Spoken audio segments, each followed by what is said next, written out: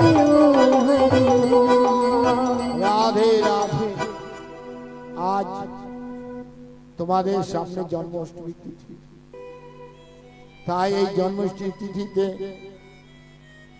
তোমরা সবাই ভগবানকে ডাকবে,